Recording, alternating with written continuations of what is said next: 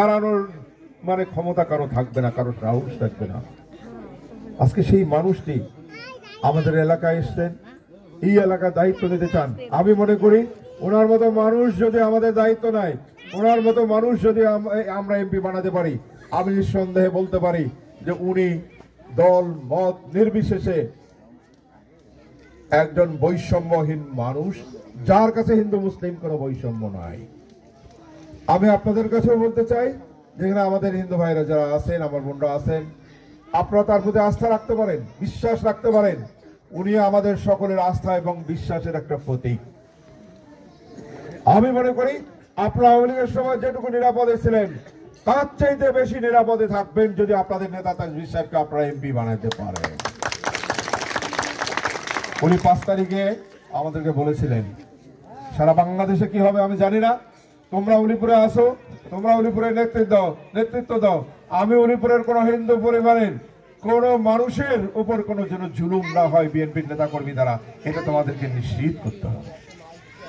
অনেক জায়গায় অনেক ঘটনা ঘটে গেছে, কিন্তু আমরা বলতে পারি আমাদের এই এলাকায় হিন্দু মুসলিম আমাদের দীর্ঘদিনের সম্প্রীতি, এই ভালোবাসা আমাদের একদিনের না, এটা দীর্ঘ যুগ থেকে আমাদের পূর্বপুরুষরা পর্যন্ত এই রীতিতে এই নিয়মে তারা চলে এসছে। আমরাও কিন্তু সেই নিয়ম এবং রীতির বাইরে না। আজকে এই উপজেলায় কোন সনাতনী ধর্মের কোন ভাই বোন বলতে পারবে না যে তাদের উপর কোন জুলুম আমরা করেছি। আমরা কেউ করছি নাকি এরকম?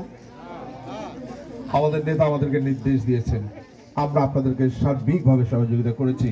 এবং আমরা এটুকু আজকে বলতে চাই যে দীর্ঘদিন আপনারা হয়তো একটা মার্কায় আপনাদেরকে ভোট দিতে বলেছিল এবং আপনারা দিয়েছেন, আমরাও আপনাদের সঙ্গে এইভাবে মিটিং করতে পারি নাই, সে সুযোগ আমাদেরও ছিল না, যার ফলে আপনারা আমাদের কথাগুলো বিশ্বাস করতে পারেন নাই বা আমাদের প্রতি আস্থা রাখতে পারেন নাই। এটি হয়তো একটা দলের চাপে আপনারা এটা করতে পারেন নাই, কিন্তু আজকে দেখেন ওই দল কিন্তু আর আজকে বাংলাদেশে নাই, আগামী দিনে কখন আসবে এটা কিন্তু অনিশ্চিত। এই জন্য আপনাদেরকে বলতে চাই যে আমরা আপনাদের সঙ্গে আছি এবং আমরা আপনাদের সঙ্গে দীর্ঘদিনের একটা বন্ধন তৈরি করতে চাই। আমাদের এখানে হিন্দু ভাইরা যারা আছেন, আমি আপনাদেরকে অনুরোধ করব, আমার বোনদেরকে অনুরোধ করব যে আপনারা আমাদের সঙ্গে আপনাদের এই সম্পর্ক থাকবে। এই সম্পর্ক দিয়ে আমরা দীর্ঘদিন এই এলাকায় বসবাস করতে চাই।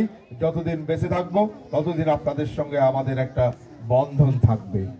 এবং আমরা এখানে বলতে চাই, আমার মুসলিম ভাইরা, আমাদের দলের বিএনপির নেতা কর্মীদেরকে বলতে চাই যে আমরা আপনাদেরকে পূর্ণ নিরাপত্তা দিতে চাই। যদি আপনাদের কোনো বিপদ হয়, সেইখানে আমাদের শরীরে এক বিন্দু রক্ত থাকা পর্যন্ত কোনো হিন্দু ভাই বোনদের কোনো বিপদ হতে দেব না। আমরা আপনাদের পাশে আছি, আপনাদের পাশে আমরা সুখে দুঃখে বিপদ আপদে সবসময় আপনাদের পাশে দাঁড়াবো। আমরা আপনাদের চাই তা আপনারা আমাদেরকে বিশ্বাস করেন, আমাদের প্রতি আস্থা রাখেন, তা আমরা কতটুকু দায়িত্বশীল, আমাদের নেতা আপনাদের প্রতি কতটুকু সম্মান দেয়, কতটুকু দায়িত্বশীল, একবার ভোট না দিয়ে নির্বাচিত না করলে তো পরীক্ষা করা যায় না। সেজন্য বলতে চাই যে আমাদের সকলের আস্থার প্রতীক, যিনি হঠাৎ করে আসেন নাই, যিনি এই অঞ্চলে এই এলাকায় তার বাবা রাজনীতি করেছেন, তার ভাই রাজনীতি করেছেন, আমাদের জন্য অনেক উন্নয়নমূলক কর্মকাণ্ড করেছেন। আজকে যিনি জনাব তাজহুল ইসলাম সাহেব এখানে চক্ষু হসপিটাল দিয়েছেন, মাতৃমঙ্গল দিয়েছেন, এইখানে একটা ইন্ডাস্ট্রি করেছেন। আগামী দিনে পরিকল্পনা আছে এই এলাকার বেকার সমস্যার সমাধান করার জন্য, যে তার অনেক বন্ধু বান্ধব, তার অনেক হাত আছে, যে অনেক শিল্প প্রতিষ্ঠান এখানে যদি করা যায় এই এলাকার মা বোনদের জন্য, এই এলাকার বেকার সমস্যার সমাধান করা, এটি তার পরিকল্পনার মধ্যে রয়েছে। আরেকটা জিনিস বলতে চাই যে এইখানে ধরেন পাশে বজরা এবং চিলমারি ইউনিয়ন, এই বজরা এবং চিলমারি উপজেলায়, বজরা তো আমাদেরই, এই তিস্তা নদের ভাঙন যদি আমরা বন্ধ করতে পারি তাহলে এই এলাকার উন্নয়ন হবেই। এই এলাকাকে রক্ষা করতে গেলে একজন এমপি দেওয়া হবে না, একজন মন্ত্রী লাগবে, যিনি আমাদের এই তিস্তা নদী রক্ষার যে প্রকল্প আছে এই মহাপরিকল্পনা বাস্তবায়নের জন্য। সেজন্য আমাদের একজন যোগ্য মানুষকে লাগবে, যাকে দিয়ে আমরা এই কাজগুলো করব।